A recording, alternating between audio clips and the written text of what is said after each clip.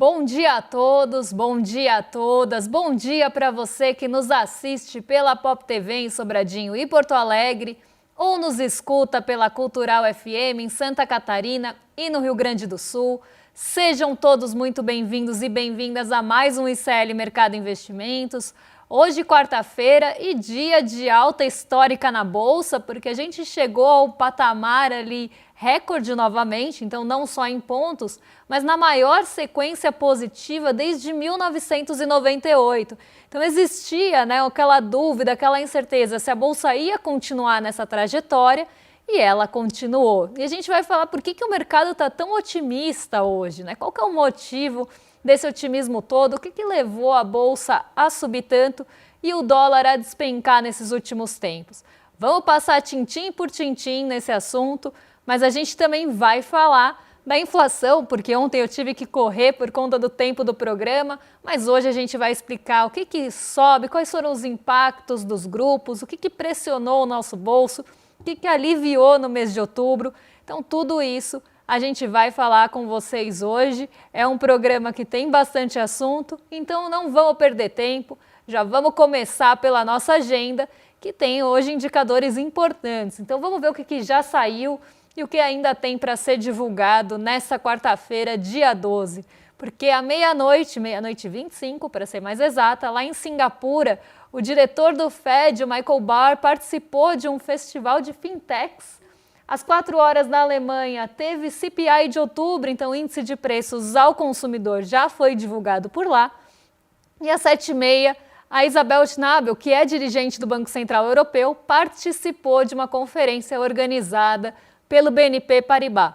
Às 8h40 da manhã na Irlanda foi a vez do Luiz de Guindos participar de uma conferência também na Irlanda, como já falei, e vamos seguir porque a gente tem mais assunto vindo por aí, já entrando no Brasilzão, porque às 9 horas teve pesquisa mensal de serviços. Esse assunto fica para amanhã, que já é um assunto extenso, então não daria para falar dele e da inflação juntos, acredito que ficaria corrido para falar dos dois. Então amanhã a gente traz os dados de pesquisa mensal de serviços. Vamos ver como é que está se comportando esse setor tão importante para o PIB, para o crescimento do país, diante dessa alta taxa de juros que a gente também vem enfrentando aqui recentemente. 9h05 da manhã no Reino Unido, foi a vez do Rupil participar, na verdade, participar, ele que é economista-chefe do Banco da Inglaterra, participou de uma conferência também sobre pesquisa política monetária. E às 11h20, o presidente do Fed de Nova York, o John Williams, vai participar da conferência sobre mercados organizada pelo Tesouro dos Estados Unidos. Então, daqui a pouquinho, quem fala é o John Williams e, na sequência, em seguida, o Christopher Waller participa também ali de uma conferência institucional sobre fintechs. Hoje um dia, que a agenda está bastante tomada por falas, por pronunciamentos, participações em conferências de dirigentes, presidentes e diretores dos bancos centrais mundão afora na nossa agenda. Então a gente tem uma participação bastante intensa hoje dessas figuras. O secretário do Tesouro dos Estados Unidos, o Scott Bessent, participa também de uma conferência sobre mercados também organizada pelo Tesouro. Então hoje está tendo essa conferência do Tesouro dos Estados Unidos e ao 12h45 quem participa é o Scott Bessent. Em seguida a gente tem o Rafael Bostic, que é o presidente do Fed de Atlanta, também em um evento de Clube Econômico de Atlanta, e às 2h30 da tarde tem o fluxo cambial semanal. Esse velho conhecido nosso aparece na agenda com frequência, então uma forma de acompanhar o fluxo de câmbio semana após semana. Às 2h30 no Reino Unido, o Stephen Miran participa de um evento na Universidade de Cambridge, ele é diretor do Fed também. Então hoje, como falei, a agenda está bem tomada por pronunciamentos, porque às 6 horas quem fala é a Susan Collins, também participando aí num evento sobre perspectivas econômicas em um evento institucional de bancos comunitários lá nos Estados Unidos. Ainda tem a inflação ao consumidor às 4 horas na Argentina e ao longo do dia sai o relatório mensal da OPEP, aquele que mostra como é que está a produção do petróleo, se o petróleo vai aumentar ou tem alguma perspectiva de aumento de oferta, se tem perspectiva de aumento de demanda. Então isso sai ao longo do dia e além disso tem lá em Bruxelas a reunião do Eurogrupo. hoje um dia, como eu falei, né, pronunciamentos não estão faltando na agenda e eles podem mexer com o humor dos mercados, podem conduzir um pouco o dia, caso alguém fale alguma coisa em relação à política monetária, mas mais que isso, né, dê alguma sinalização, porque a gente viu, um vai falar sobre fintech, outro vai participar de um painel, alguém vai falar ali sobre pesquisas na política monetária, mas o assunto central não é uma sinalização do que deve acontecer com a política monetária ou dos Estados Unidos, ou da Inglaterra, ou do Banco Central Europeu. Mesmo assim, né, esses discursos ficam no radar porque existe uma grande incerteza, principalmente lá nos Estados Unidos e agora aqui no Brasil também, em relação aos cortes de juros que possam acontecer e que podem acontecer ali ao longo das próximas reuniões. Então isso fica na centralidade justamente porque está todo mundo tentando buscar uma sinalização, alguma fala que indique esses cortes, o ritmo dos cortes. Então tudo isso acaba sendo analisado mesmo que a pessoa vá falar sobre fintechs. Então é por isso que aparece na agenda esse monte de discursos de dirigentes de bancos centrais.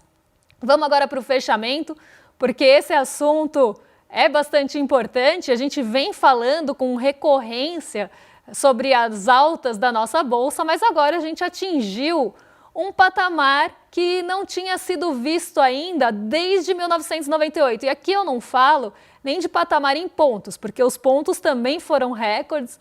A gente chegou aos 157 mil pontos pela primeira vez, a Bolsa atingiu um novo recorde e, pensando em recordes, a gente já tem aí pelo menos 11 recordes seguidos, né? Não consecutivos, porque em alguns momentos você tem a Bolsa subindo, mas não atingindo o recorde, mas a gente tem uma sequência de recordes interessantes nesses 15 dias de alta. E, além disso, a gente teve 15 dias aí sim consecutivos de alta na nossa bolsa. E essa trajetória, né, essa sequência não era vista desde 1900 eu falei 94, mas era 1909, eu falei 98, mas era 1994.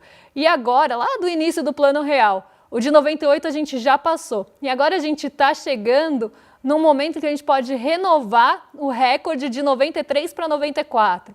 Então a gente vem numa sequência muito positiva, que não era vista há bastante tempo, e isso traz, né, um otimismo generalizado para a Bolsa, porque ontem existiu uma dúvida se a Bolsa ia ter fôlego para continuar em alta.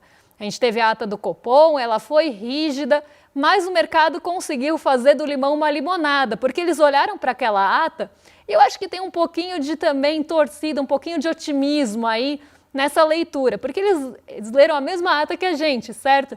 E eles só acharam um pouco mais branda do que eles estavam esperando. Talvez eles estivessem com uma expectativa de ser ainda mais rígida, mas eles acharam o comunicado pior do que a ata. Então isso até trouxe um fôlego para a nossa bolsa. A ata ontem tinha até um potencial de jogar uma água no chope da nossa bolsa, porque se a gente começa a esperar que a taxa de juros vai continuar... E olha assim, a minha Siri está aqui com tudo. E olha que tá mutado, hein? Ela achou que eu estava falando com ela, coitada. Eu estava falando de água no chope, né? É que eu deixo aqui o meu celular com o YouTube para acompanhar os comentários de vocês. E ela tá aqui se metendo, coitada da Siri, quer falar de bolsa com a gente. Mas vamos voltar aqui, porque o que o mercado leu, né, ali na nossa ata de última reunião? Ele entendeu que pode ter espaço para cortes breves, embora apareça duas vezes que a taxa de juros aqui no Brasil deve continuar em um ritmo de alta, não de alta de mais altas, mas no mesmo patamar por um período bastante prolongado. Então não deve ter ali muito espaço para corte no curto prazo, mas o mercado entendeu diferente e acreditou que sim, pode ter esse espaço, ainda mais em um dia que a inflação veio no piso das projeções.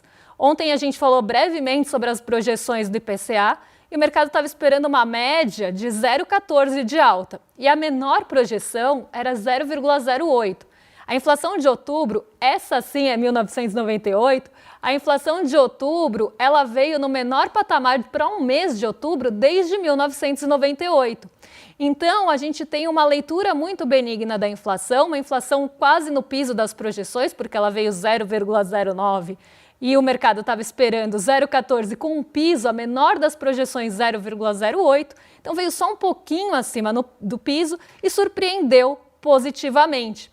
Aqui a gente vê, né, esse otimismo sendo renovado, não só por uma leitura, que eu acho que foi até bastante generosa aí do mercado em relação à ata. Eu acho que eles viram um otimismo até um pouco maior do que o normal, ali, do que normalmente eles veriam, e também essa leitura da inflação reforçando esse pensamento de que sim, está na hora de começar a cortar juros. E o mercado, como eu sempre falo, ele age na expectativa. Então, diante de uma expectativa de que a taxa de juros comece a ser cortada no ano que vem, ou no primeiro trimestre do ano que vem, o mercado já começa a se posicionar para essa expectativa, para esse corte que ainda vai acontecer. Quando o corte de fato vier a acontecer, aí o mercado talvez não reaja tanto, porque reage mais no boato do que no fato, reage mais na expectativa do que quando essa expectativa se concretiza. Até porque eles se posicionam para aquela expectativa que ainda vai acontecer. Se ela se concretizar, você tem o ganho. Se não se concretizar, aí o mercado vira contra, né? Então é assim que normalmente agem os agentes de mercado. E ontem foi mais um dia que essa expectativa de corte de juros permeou o mercado financeiro, mas mais do que isso, a gente teve movimentos de otimismo também vindos dessa inflação abaixo do esperado, e até tinha falado, né, se a gente tivesse uma inflação, eu falei de manhã lá na redação, eu falei, o mercado está esperando tanto, se vier abaixo, eles vão ser positivamente surpreendidos, porque a expectativa antes já era baixa, né, era 0,16. Aí eles baixaram para 14 no dia seguinte, então eles estavam esperando 0,16 de inflação em outubro, eles revisaram essa projeção no dia seguinte para 0,14, então diminuíram mais um pouquinho, as expectativas já eram baixas e aí veio ainda abaixo disso. Então teve uma surpresa bastante positiva e isso dá fôlego porque faz com que você tenha um reforço dessa indicação de corte de juros, apesar do Banco Central ter falado em juros prolongados ali em patamares altos. Vamos ver se a gente tem alguma mudança de condução daqui para frente, porque também começa a ter quase uma bênção do mercado financeiro para corte de juros. É como se o Copom estivesse sendo mais conservador, como se ele estivesse se posicionando de forma mais rígida do que espera o mercado financeiro, quase tentando mostrar uma independência mesmo, quase tentando mostrar, olha como nós somos diferentões e independentes. Porque está lá Fernando Haddad falando que pode estar na hora de cortar juros. Aí vem o presidente Lula e fala que tem que cortar juros. Aí o Galípolo fala, não, vamos manter a taxa de juros por um período bastante prolongado. Que recado que ele está dando para o mercado financeiro? Que aceno que ele quer dar? Olha, como eu sou muito rígido ali, como eu tenho um tom duro, como eu tenho uma independência do governo que me indicou, quase mostrando serviço ali para o mercado financeiro, quase querendo agradar mais até do que eles esperam o próprio mercado financeiro. Então esse sentimento permeou bastante o dia de ontem e acabou impulsionando a Bolsa. Junto a isso, a gente teve alta do preço do petróleo, então a Petrobras teve uma alta ali de mais de 3%, o setor financeiro sustentou essa alta, o Banco do Brasil recuperou boa parte daquele pessimismo e foi até uma alta mais forte ali da nossa Bolsa junto ao setor financeiro que tem um peso grande. O que mais derrapou ontem foi o setor de mineração e siderurgia por conta do preço do minério de ferro. Inclusive, quando você olha os subíndices do Ibovespa, todos eles subiram. Subiram e não subiram pouco, subiram bastante. O que menos subiu foi o índice de materiais básicos, que é o IMET, que mede ali o preço das commodities. Ele ficou em 0,36 de alta, ainda assim subiu, mesmo com o minério de ferro caindo. Então a gente vê que foi um dia de otimismo generalizado e esses ventos não vieram totalmente, por exemplo, de Nova York, não foi um otimismo vindo do exterior. São questões domésticas que estão sustentando também esse otimismo da nossa Bolsa. Quando a gente olha a Nasdaq aqui, ela caiu 0,25, porque a Nvidia caiu bastante ontem e acabou puxando o setor de tecnologia para baixo. Então a gente teve queda na Nasdaq, mas o S&P 500 subiu também com expectativas. Ontem a gente não teve referência das treasuries, dos rendimentos dos títulos de dívida dos Estados Unidos, mas o S&P 500 conseguiu manter também esse otimismo na expectativa de corte de juros nos Estados Unidos.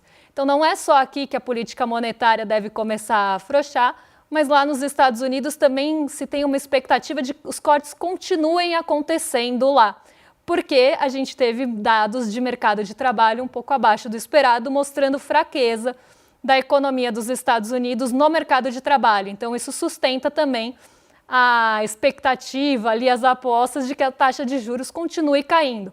E nessa, o dólar se enfraqueceu. E enfraqueceu frente aos pares. Então, o DXY caiu bastante, que é o índice que mede ali o dólar frente aos pares mais fortes, essa cesta de moedas, e também contra o real, porque ele chegou ao menor patamar em 1 ano e meio. Então, foi um dia bastante positivo para a Bolsa, e isso fez com que o dólar caísse. Entrando, né, tem entrado muito recurso estrangeiro aqui no Brasil. Esse fluxo continua acontecendo porque os investidores estão buscando ganho no curto prazo. E eles estão vendo essa oportunidade nos países emergentes, sobretudo aqui no Brasil. E aí a gente vai dar um passinho para trás, porque se a gente lembra, a gente foi tomado por um pessimismo muito grande no fim do ano passado, aquela histeria com o fiscal, o ceticismo em relação as propostas do ministro da Fazenda, Fernando Haddad. Foi ali uma histeria generalizada e a nossa bolsa caiu muito no fim do ano passado e o dólar disparou. Era praticamente ali o mercado falando, a gente não acredita nessa postura, a gente não acha que isso vai entregar um bom fiscal, isso não vai ser cumprido e não vai trazer o déficit zero, que é uma busca ali incessante, tanto do ministro da Fazenda, Fernando Haddad, como também do mercado financeiro, olhar para isso até com uma lupa muito maior do que deveria. Mas a gente tem esse arcabouço, né, isso foi colocado e agora precisa ser cumprido. E o mercado está cobrando uma lição de casa ainda muito maior. E a gente tem, né, esse ceticismo em relação a esse cumprimento, em relação ao dever de casa. Acharam que o ministro da Fazenda, Fernando Haddad, não ia passar de ano, isso o mercado financeiro, olhando ali para a lição de casa, porque nunca é suficiente. E aí a gente teve a queda da Bolsa e a disparada do dólar. Nisso, os nossos ativos ficaram muito baratos, eles ficaram muito desvalorizados.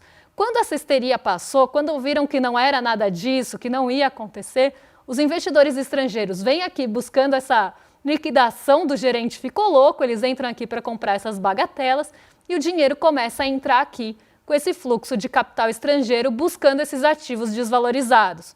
E além disso, a gente começa a ver que o cenário não era aquele, começa a trazer um otimismo maior também de queda de juros nos Estados Unidos, perspectiva de corte aqui, inflação se comportando bem, e aí o recurso vai entrar cada vez mais para comprar esses ativos que caíram muito e se desvalorizaram bastante.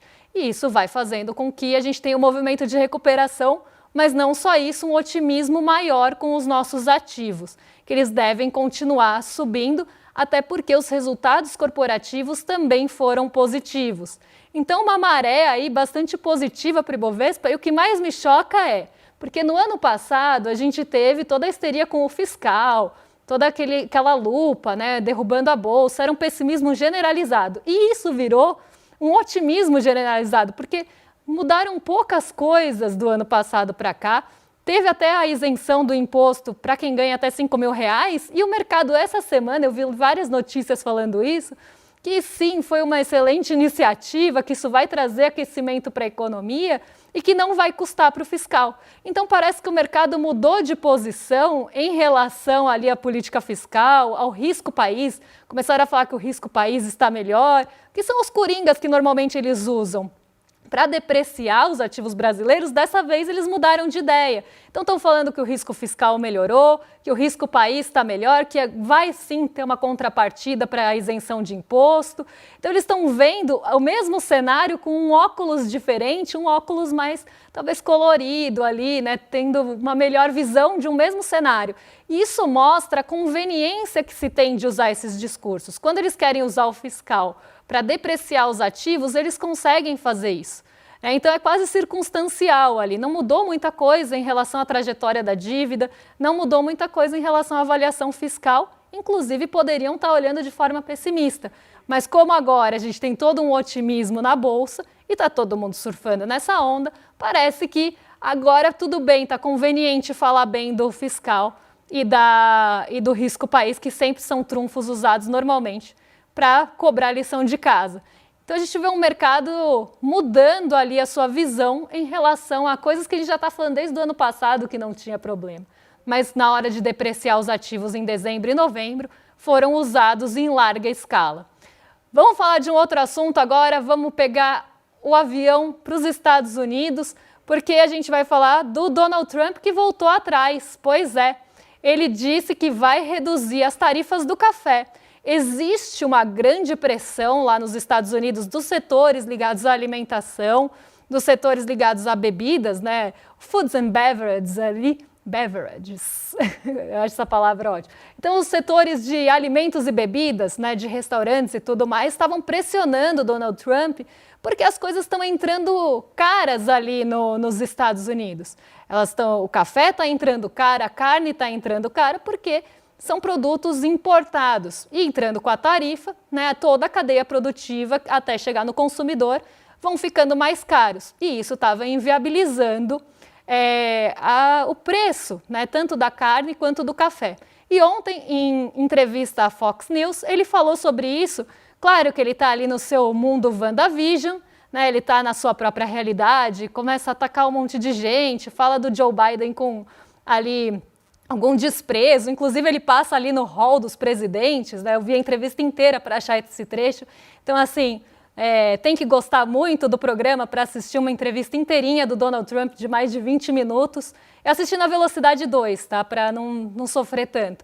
Mas aí ele passa no hall dos presidentes, a única foto que não tem é do Joe Biden. Ele chama o Joe Biden ali por um apelido jocoso. Então, ele faz todos esses tipos de ataque, mas ele começa a falar que a economia vai muito bem, que o único problema que eles têm, acabou de ter desaceleração da economia e problema no mercado de trabalho, mas o único problema que eles têm hoje, ele fala que é o bife. E aí a entrevistadora fala, mas e o café? E a gente separou esse trechinho para passar para vocês e eu comento logo depois. Really give you, but I think this, we are doing phenomenally well. This is the greatest economy we've ever had. Their talking points, oh, course are high, course are high. By the way, the only thing is beef. Beef. Coffee. Is a little high because the ranchers are doing great. Coffee, we're going to lower some tariffs. We're going to have some coffee come in. We're going to take care of all this stuff very quickly, very easily. It's surgical. It's beautiful to watch. But our costs are way lower. Now, ele está falando que eles não têm problemas inflacionários nos Estados Unidos, que o único problema é o bife, né, que é a carne. Então ele coloca isso e ele vem tentando achar um culpado, né? Até tentei outro dia chamar a turma do Scooby-Doo ali para ajudar a desvendar esse mistério do Donald Trump que quer achar o culpado pela alta do preço da carne. E a alta do preço da carne é um reflexo do próprio tarifaço, mas ele está tentando culpar os frigoríficos estrangeiros de fazer ali um complô, quase uma coisa de um oligopólio, um mini monopólio. Olha o Donald Trump também descobrindo que existe isso na economia capitalista. Ele está tentando culpar os frigoríficos por manter ali, por eles manterem, né? Então, porque mais de um, manterem os preços elevados para prejudicar o consumidor estadunidense, quando na verdade o insumo também está entrando mais caro ali. É claro que tem a produção interna dos Estados Unidos, mas ela não é suficiente para cumprir, né, para suprir também essa demanda que se tem nos Estados Unidos por carne. Então, muito da carne é importada. Inclusive, a gente separou aqui os maiores produtores de carne, inclusive dado esse lá do Departamento de Agricultura dos Estados Unidos. Vamos colocar aqui para o pessoal de casa acompanhar, mas boa parte dessa carne, boa parte da produção da carne vem do Brasil. E o Brasil tem ali as tarifas de 50%.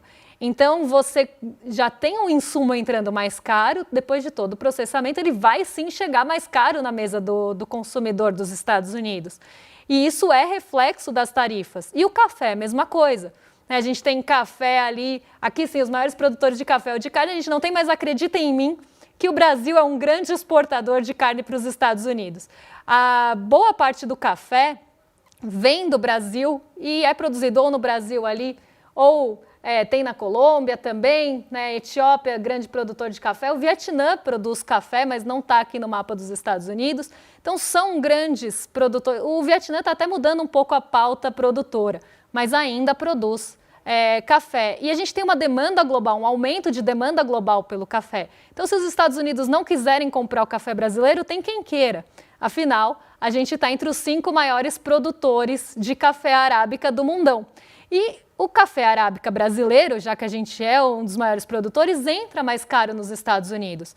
E aí o Donald Trump falou, né, fez o famoso taco, voltou atrás e falou que vai rever essas tarifas. Não falou de países ainda, mas disse que vai rever a tarifa do café de forma geral. Então deve ser mais uma exceção que entra ao tarifaço, que cada vez vai virando, como ouvi no N2 e gostei muito, tá virando um tarifake, né? Porque cada vez sai uma exceção, tem uma exceção, sai um produto, sai a celulose, sai a laranja, sai o café, daqui a pouco a carne sai também, porque essa pressão vai continuar acontecendo, por mais que ele queira achar culpados. Uma hora isso vai chegar e ele vai ter que tirar também essa tarifa. E aí o tarifaço vai virar um tarifinho, né? Vai ficar ali só em alguns itens que não tem tanta relevância. Já tem boa parte dos itens que a gente exporta para os Estados Unidos fora. Então esse arranjo, né, ia acontecer em algum momento e a gente separou imagens exclusivas do taco do Trump para mostrar para vocês. Olha aqui o taco, o Trump amarelando, né? Então é isso, porque always chicken out seria, né, uma coisa de Trump amarelando, e outra aqui, ele vestido de frango. Um meme bastante recorrente na internet, esse aí do Trump. Então aqui imagens exclusivas do taco que vocês não viram antes, talvez tenham visto, mas aqui no nosso programa a gente separou para vocês. E esse recuo, né, do Donald Trump mostra que existe pressão sim, e que a bandeira de eleição dele era esse combate inflacionário.